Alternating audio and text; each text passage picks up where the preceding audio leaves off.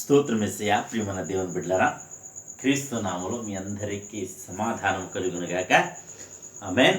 ప్రతి దినము దేవుని వాగ్దానం అని ఆత్మీయ చక్కటి కార్యక్రమంలో మిమ్మల్ని ప్రేమపూర్వకంగా ఆహ్వానిస్తున్న దేవుని బిడ్డలారా, ఎలా ఉన్నారు? బాగున్నారా? ఉదయాన్నే లేచారా? ప్రార్థన చేసుకున్నారా? వాక్యాన్ని మీరు కాసేపు అయినా చదువుకున్నారా? ఎందుకు ఈ మాటలు చెప్తున్నానంటే, మరి దేవుని కృప బలవంతం చేస్తుంది కనుక, దేవుని ప్రేమ, మరి దేవుడు నిన్ను నన్ను ఎంతగానో ప్రేమిస్తున్నాడంటే, మరి ప్రతి దినము వీడియోలు ప్రార్థనలు మరి చేయడానికి మీకు అందించడానికి ఎంతో ప్రయాసపడుతూ ఉన్నాం.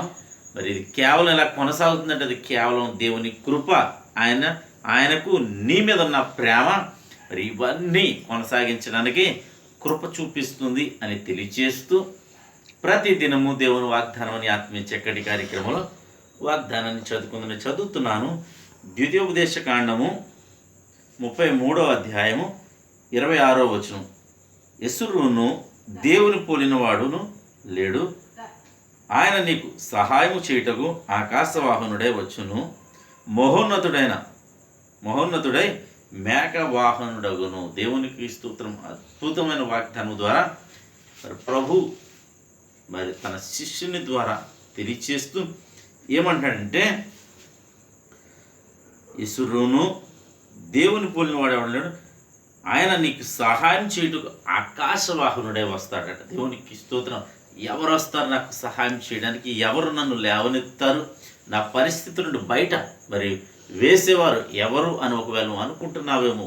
ఎందుకంటే ఈ లోకంలో ప్రతి ఒక్కరూ నేను చూస్తూ ఉన్నాను, మరి ఏదో సమస్య, ఏదో ఇరుకు, ఏదో ఇబ్బంది, ప్రతి ఒక్కరికి నెమ్మది లేదు. అయితే నువ్వు అనుకుంటా ఉండవచ్చు, ఈ నెమ్మది లేని నా జీవితంలోనే మరి నాకు నెమ్మది వస్తుందా? సమాధానం లేని నాకు సమాధానం వస్తుందా? ఆరోగ్యం లేని నాకు ఆరోగ్యం వస్తుందా అని ఒకవేళ నువ్వు అనుకోవచ్చు. అయితే మరి నేను ఇవన్నీ కోల్పోయాను, మరి కోల్పోయినవి నేను మళ్ళీ పొందుకోగలనా అని ఒకవేళ నువ్వు అనుకోవచ్చు. అయితే నా ప్రభు నిన్ను ప్రేమిస్తూ నీకు ఇస్తూ వస్తున్న వాగ్దానం ఏమిటో తెలుసా?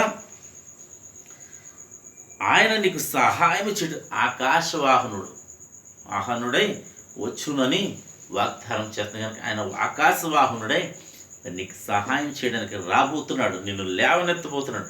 నిన్ను ప్రతి పరిస్థితి నుండి నిన్ను ఉద్ధరించబోతున్నాడు. ఉద్ధరించు దేవుడే నా దేవుడు, ఆయనే నేను ప్రకటిస్తున్న నా చేయడని క్రీస్తు అని నీకు తెలియచేస్తూ దేవుడి మాటలు దీవించును గాక.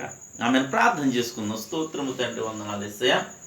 ప్రతి దినము దేవుని వాగ్దానం అని ఆత్మీయ చక్కటి కార్యక్రమంలో విడుస్తున్న వాగ్దానం ప్రభా, ఎంతమంది ప్రజలు ఈ రోడ్డు మార్గం వెళ్తూ చదువుతున్నారో, యూట్యూబ్ ద్వారా కావచ్చు, షేర్ చాట్ ద్వారా కావచ్చు, ఫేస్బుక్ ద్వారా కావచ్చు, ప్రతి విధము చేస్తున్నాను. ప్రతి ఒక్కరిని మీరు బలపరచమని, తోడైండమని, దీవించమని ఆయన ప్రజల పక్షంగా ప్రార్థిస్తున్న ఈ వాగ్దానం వారి జీవితంలో నెరవేర్చమని ప్రార్థిస్తున్నాను.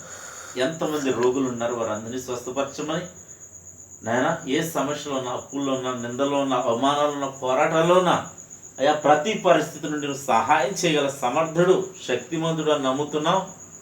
ప్రతి ఒక్కరికి సహాయం చేయండి, విడిపించండి.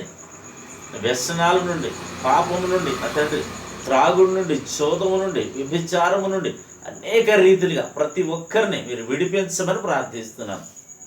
అలాగే తండ్రి, ఈ దినం ప్రభా మా గ్రామాన్ని, మా రాష్ట్రం, మా దేశాన్ని కాపాడమని. సంఘాలు ఉన్నాయి, సేవకులు ఉన్నారు, దైవజనులు ప్రభా, నీ బిడ్డలు ఎంతో ప్రయాసపడుతూ ఉన్నారు సేవలో. వారందరి యొక్క ప్రయాసను వ్యర్థం కాదు, వారి ప్రయాసాన్ని నమ్ముతున్నాను. వారిని ప్రయాస వ్యర్థం కాకుండా నీకు కాపుదలించమని ప్రార్థిస్తున్నాను. అలాగే తండ్రి, చోట్ల క్రిస్మస్ మీటింగ్స్ నైనా, గ్రాండ్ క్రిస్మస్, సెమీ క్రిస్మస్ అని ప్రభా నైనా రకరకాలుగా జరిపిస్తున్నారు ప్రభా. ప్రతి చోట నీ మహిమ దిగి వచ్చును గాక అని ప్రార్థిస్తున్నాను తండ్రి. నీకు స్తోత్రాలు. ఈ దినం పెళ్లి రోజులు జరిపించుకునే బిడ్డలను దీవిస్తున్నాను, పుట్టినరోజు జరిపించిన బిడ్డలను దీవిస్తున్నా. ప్రతి ఒక్కరిని దీవిస్తూ నాయనా సంవత్సరం అంతా దయకిరీటంగా ఉంచమని, గర్భాలు దయచేయమని, వివాహం కాని వారికి వివాహాలు చేయమని ప్రభా మీరే మహిమ పొందమని, ఈ దినం యొక్క దీవంతో నింపమని యేసు నా పేట అడుగుచున్నాను పరమ తండ్రి. ఆమేన్. నేను నమ్ముతున్నాను ప్రియమైన బిడ్డలారా, ప్రభు మీతో మాట్లాడి మిమ్మల్ని బలపరుచుకుంటున్నాను. మరలా ప్రార్థన వాక్యాన్ని మరలా వినండి, వాగ్దానాన్ని మీరు గ్రహించండి. ప్రార్థనలో మరలా ప్రార్థనలు ఏకూపించి మరి దేవుని యొక్క దీవెనలు పొందాలని తెలియజేస్తూ దేవుడు నిన్ను కుటుంబాన్ని దీవించును గాక. ఆమేన్.